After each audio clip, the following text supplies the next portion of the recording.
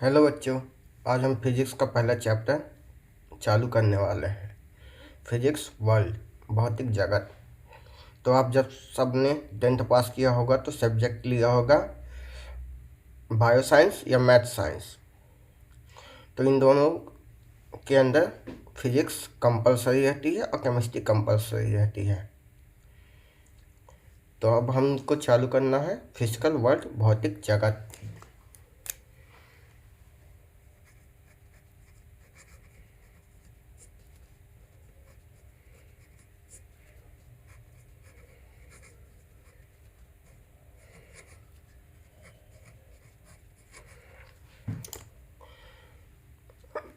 तो ये हमारे अंतर्गत आता है साइंस में। तो साइंस का मतलब होता है जानना। विज्ञान की वह शाखा जिसके विज्ञान, साइंस को ही हम विज्ञान कहते हैं। और इसका उद्गम लैटिन शब्द सेंटेनिया से हुआ था। सेंटेनिया, इसका अर्थ होता है जानना।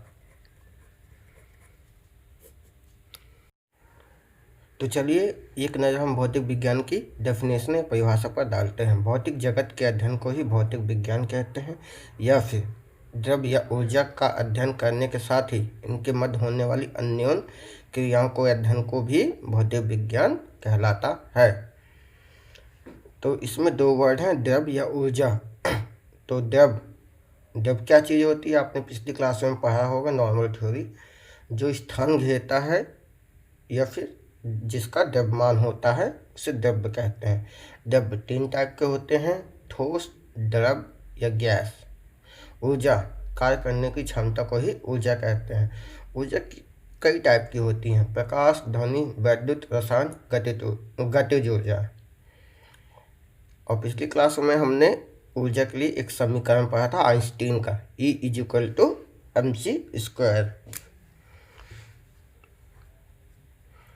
E=mc², जहाँ E एनर्जी के लिए यूज होता है,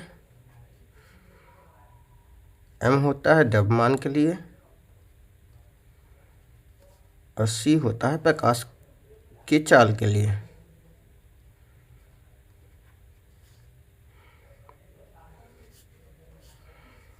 प्रकाश की चाल कितनी होती है?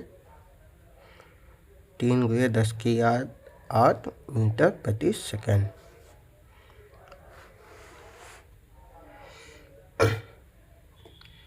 तो इसके बाद हमको पढ़ना एकीकरण, यूनिफिकेशन।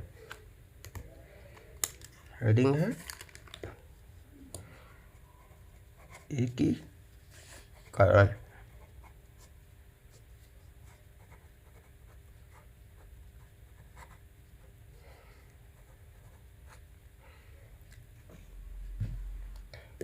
यूनिफिकेशन क्या होता है? हम भौतिक परिघटनाओं की व्याख्या कुछ संकल्पनाओं एवं नियमों के पदों के कारण प्रयास करते हैं। विभिन्न प्रभाव क्षेत्र परिस्थितियों में भौतिक जगत कुछ सार्वत्रिक नियमों में अविभक्त रूप से एकीकरण कहलाता है। अर्थात कुछ घटनाएं हैं जिनको हम निश्चित तौर पर भौतिक की कुछ विधियों द्वारा देखते हैं या फिर उनके सिद्धांतों द्वारा शो होती हैं। उनके प्रभाव क्या होते हैं, किसने दिया था? चलिए देखते हैं।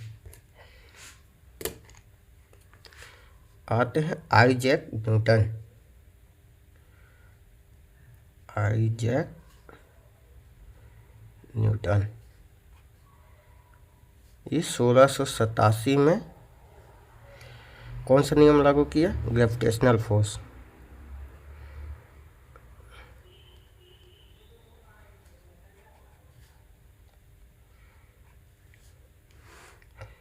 फिर आते हैं माइकल फैराडे।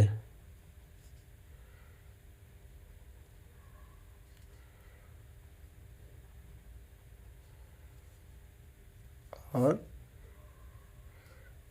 Hans Christian ऑस्टरडे।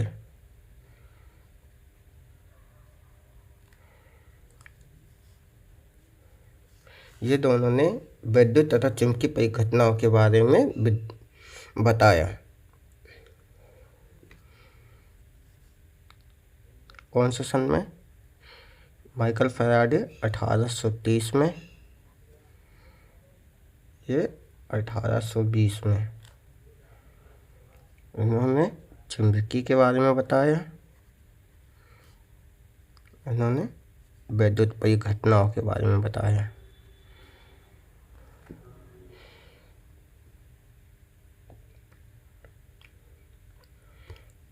तीसरे आते हैं जेम्स क्लर्क मैक्सवेल।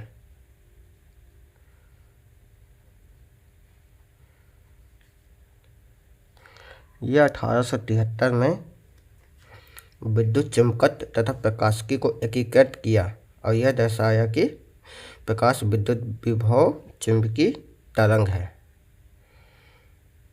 इन्होंने क्या बताया कि प्रकाश विद्युत चुंबकीय तरंग होती हैं। अब हमको पढ़ना मूलभूत भौतिक जगत में कुछ प्रकृति के मूल बल होते हैं। अब हम उनको जानेंगे। प्रकृति के मूल बल।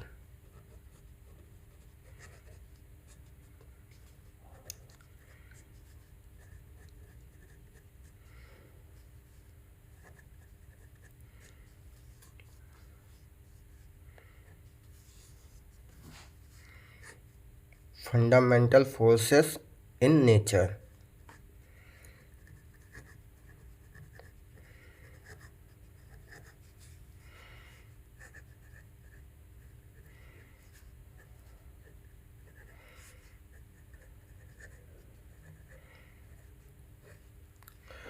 पहला आता है गुरुत्वाकर्षण बल।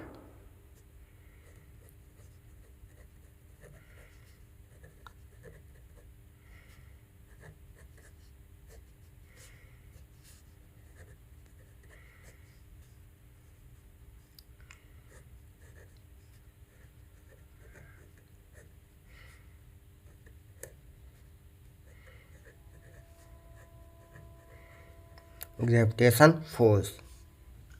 ग्रेविटेशन फोर्स या गुरुत्वाकर्षण बल क्या होता है? गुरुत्वाकर्षण बल किन्हीं दो पिंडों के बीच उनके द्रव्यमान के कारण लगने वाला आकर्षण बल गुरुत्वाकर्षण बल कहलाता है।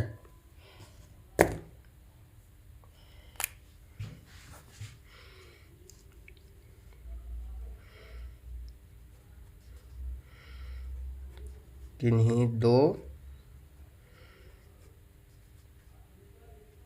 पिंडों के बीच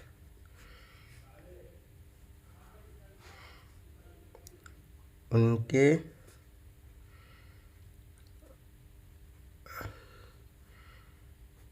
द्रव्यमान के कारण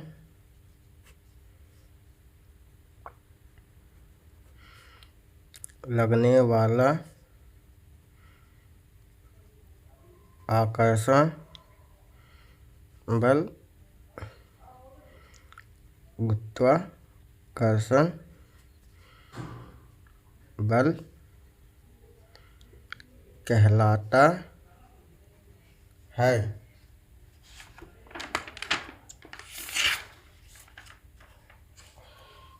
गुरुत्वाकर्षण बल की प्रकृति कैसी होती है? गुरुत्वाकर्षण बल की प्रकृति सबसे दुर्लभ होती है। गुरुत्वाकर्षण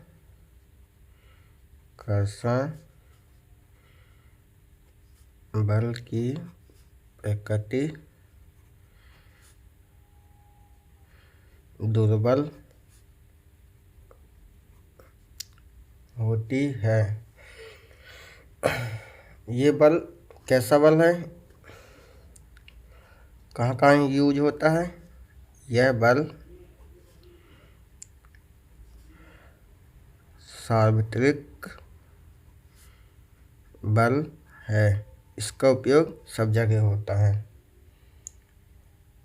इस बल की भूमिका या उपयोग किस स्तर पर होता है? विश्व की अधिक स्तर की परिघटनाओं जैसे तारों की मंदाकिनियाँ या मंदाकिनियों के गुच्छे बनने या विकसित होने में इस बल की प्रमुख भूमिका होती है।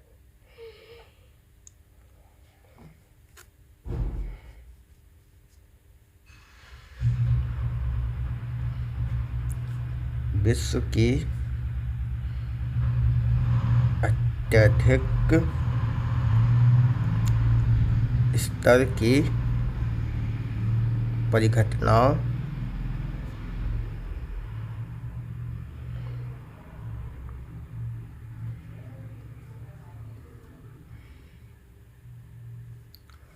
जैसे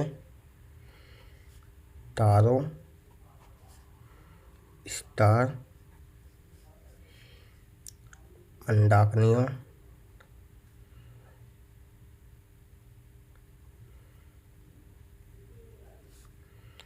या मंदाकिनियों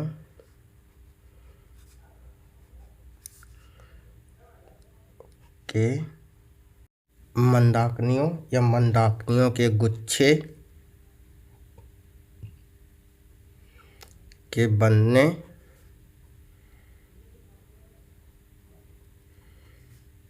या विकास हेतु इसकी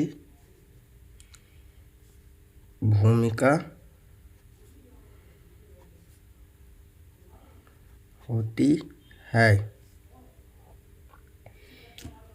गुरुत्वाकर्षण बल सार्थक बल कब होता है?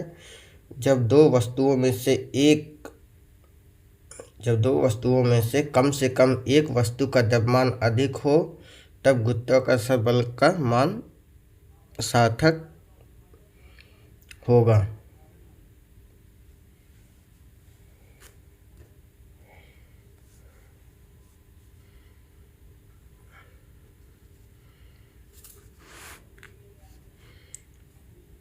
जब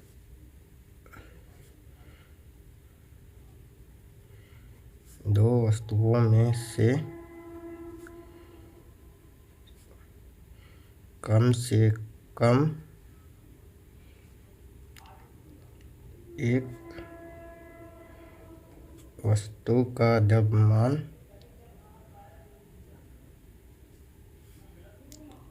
अत्यधिक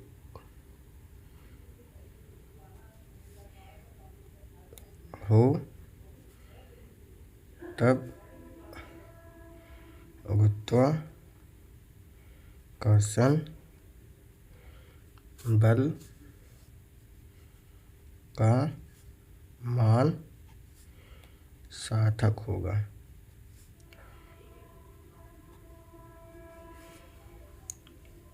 गुरुत्वाकर्षण बल की प्रकृति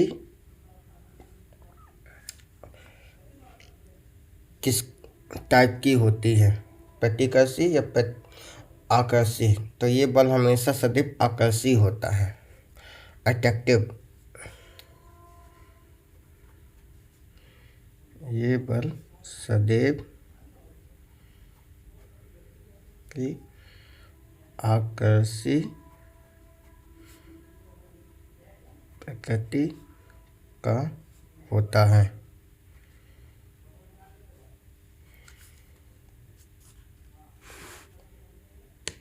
दूसरा पॉइंट, विद्युत चुंबकीय बल।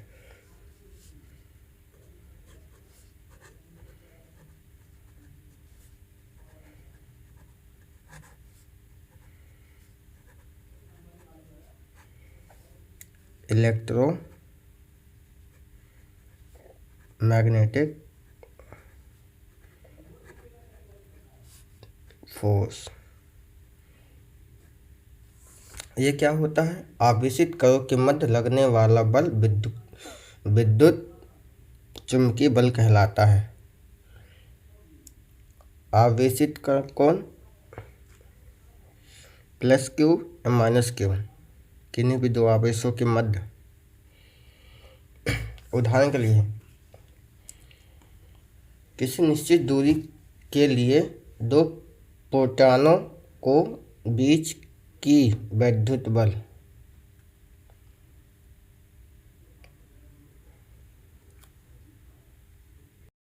विद्युत चुम्बकीय बल आवेशित कणों के बीच मध्य लगने वाला बल को ही विद्युत चुम्बकीय बल कहते हैं। इसकी प्रकृति कैसी होती है? यह बल अत्यधिक प्रबल होता है गुरुत्वाकर्षण की तुलना में। जैसे उदाहरण के लिए किसी निश्चित दूरी के लिए दो प्रोटॉन को के बीच विद्युत बल उनके बीच लगे गुरुत्वाकर्षण बल के 10⁻36 गुना अधिक होता है। और विद्युत चुम्बकीय बल जो होता है आकर्षी और प्रतिकर्षी दोनों रूप दिखाता है, दोनों तरह से कार्य करता है। आकर्षण भी करता है और प्रतिकर्षण भी करता है। चलिए लिखते हैं।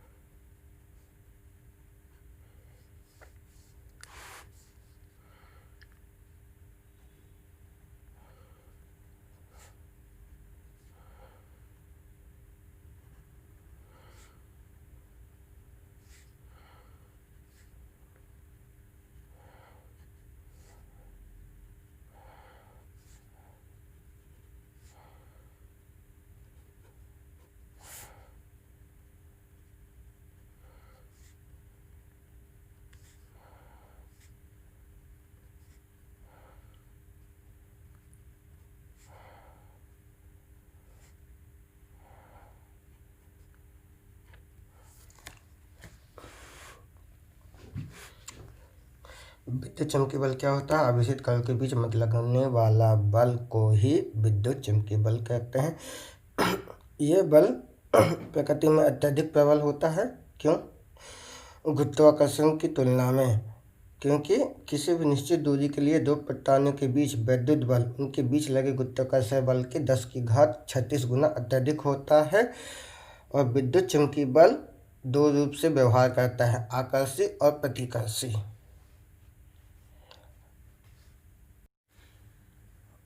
प्रकृति में मूलभूत बल 4 प्रकार के होते हैं, 2 हमने पढ़ चुके हैं, अब तीसरा है प्रबलनाभीय बल।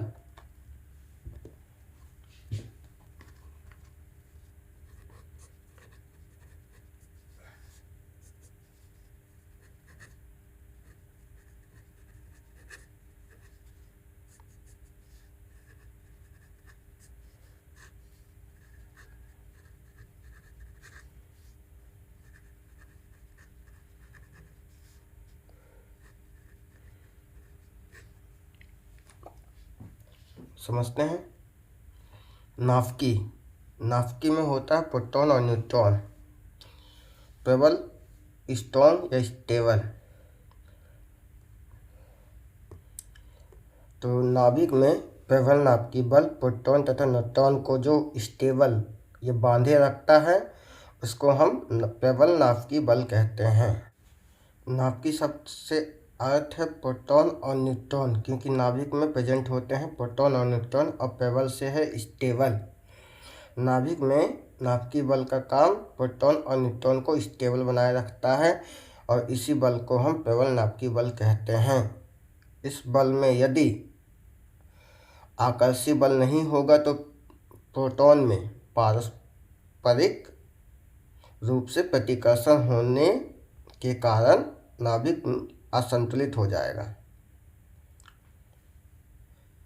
प्रबल नाभिकीय बल सभी मूलों के बलों में सबसे प्रबलतम होता है।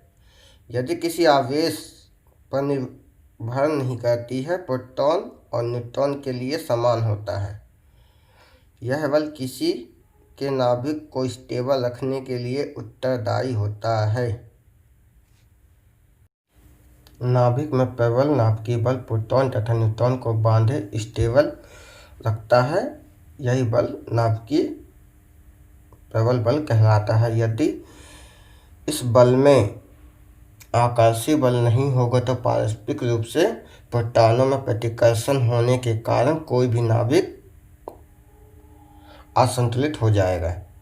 प्रबल नाभिकीय बल सभी मूल बलों में प्रबलतम होता है। यह बल किसी आवेश पर निर्भर नहीं करता। यह प्रोटॉन और न्यूट्रॉन के लिए समान होता है। यह बल किसी के नाभिक को स्टेबल रखने के लिए उत्तरदायी होता है। चौथा पॉइंट, वीक न्यूक्लियर फोर्स, दुर्बल नाभिकीय बल।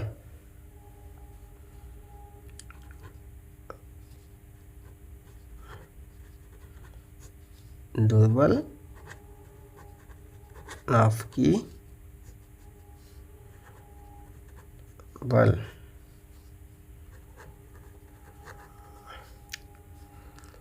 Weak nuclear force. दुर्बल नाभिकीय बल केवल निश्चित अभिक्रियाएं जैसे किसी नाभिक में बीटा कण का क्षय प्रकट होता है या दिखाई देता है उसे दुर्बल नाभिकीय बल कहते हैं। बीटा क्षय में नाभिक एक इलेक्ट्रॉन तथा एक धनावेशित कण उत्सर्जित यानी बाहर निकालता है, जिन्हें हम न्यूट्रिनो कहते हैं।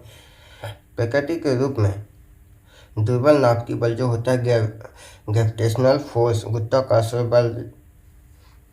गुरुत्वाकर्षण बल जितना दुर्बल नहीं होता, परंतु यह प्रबल नाभिकीय बल और विद्युत चुंबकीय बल से काफ़ी ज़्यादा दुर्बल होता है।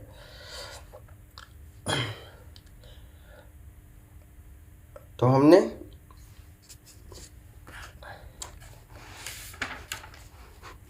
पढ़ लिया क्या, प्रकृति के मूल बल, फंडामेंटल फोर्स इन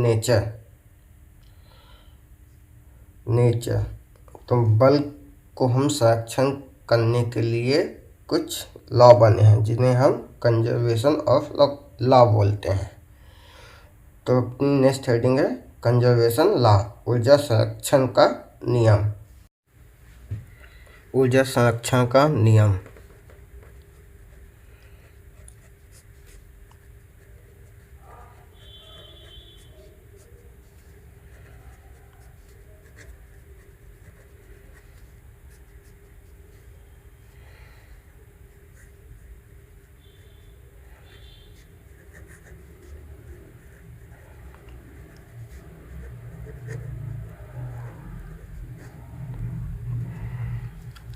पहला पॉइंट,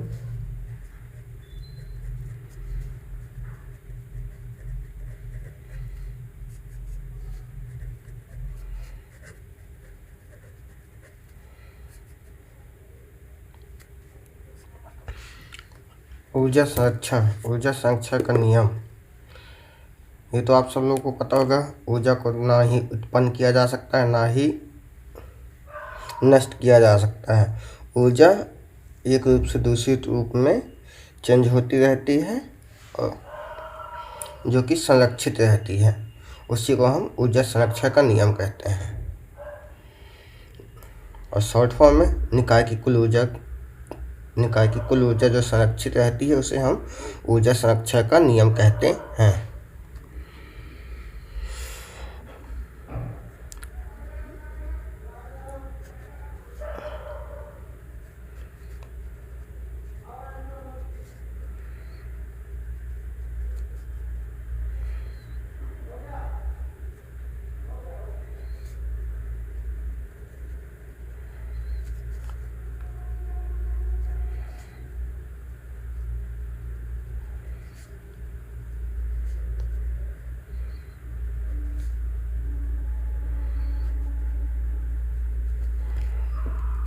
दूसरा पॉइंट, आवेश संरक्षण का नियम।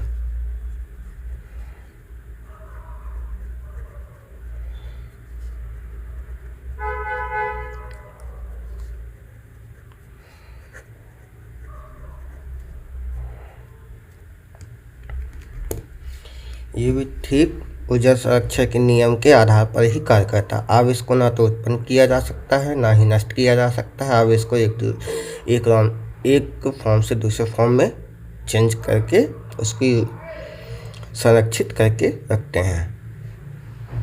तो डेफिनेशन भी सेम होगी।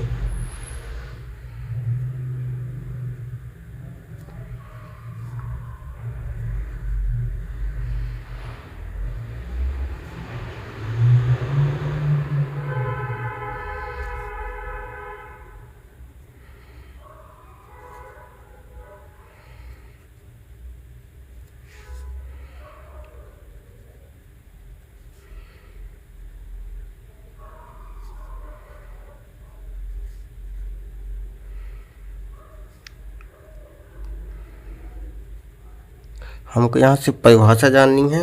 इन सब का टॉपिक आगे चल के विस्तार रूप में आएगा।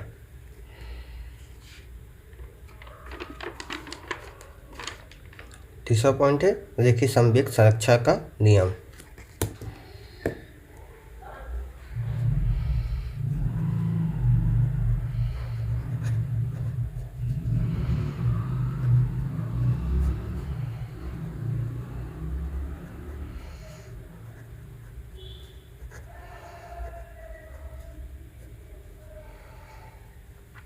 रेखीय संवेग क्या होता है? इस नियम के अनुसार किसी निकाय पर कोई बाह्य बल ना लगा हो तो उस निकाय का संपूर्ण रेखीय बल नियत रहता है।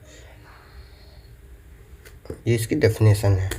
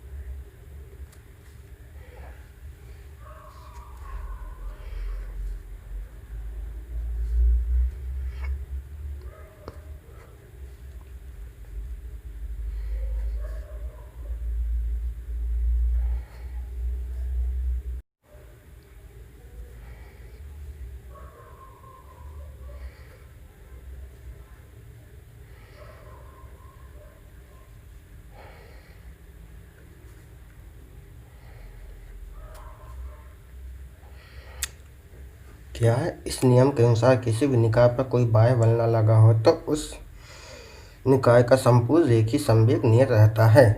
निकाय क्या रहता है?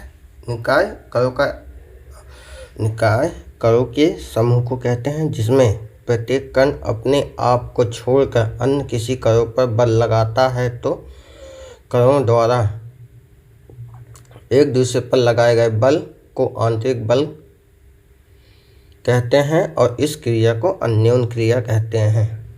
यह है निकाय की डेफिनेशन। यह भी हमको यहाँ नहीं पढ़ना है, ये टॉपिक आगे चल के हमको मिलने वाला है।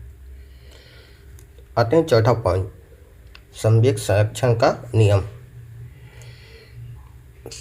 संवेग संरक्षण का नियम रेखीय में। अब इसके बाद आता है हमारा नेक्स्ट टॉपिक, कोणीय संवेग संरक्षण का नियम।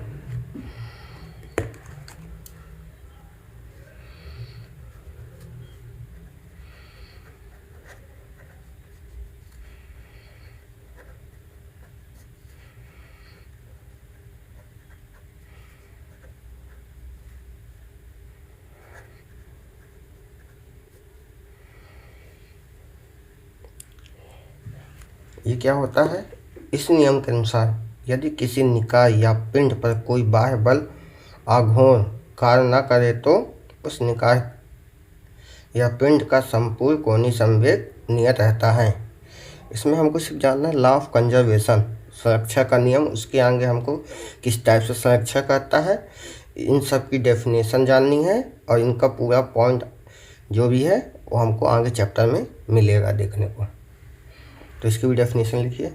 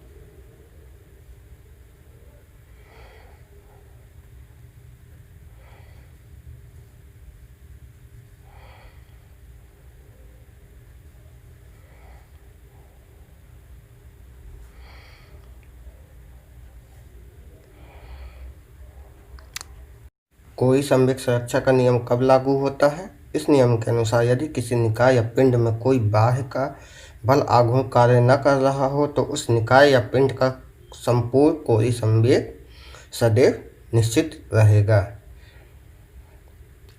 यहाँ से हमारा टॉपिक खत्म होता है भौतिक जगत। इसके बाद हम चालू करेंगे मापन। मापन के बाद हम चालू करेंगे विमाय। विमाय कैसे निकालते हैं